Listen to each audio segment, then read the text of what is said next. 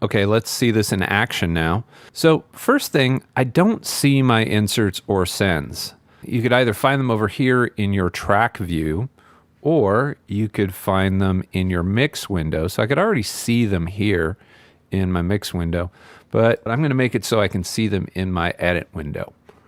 So anytime I want to see something in Pro Tools on a window that is already open. So right now my edit window is already open. So I'll go to View and I go to Edit Window Views. There are a total of 10 inserts and 10 sends in these banks of 5.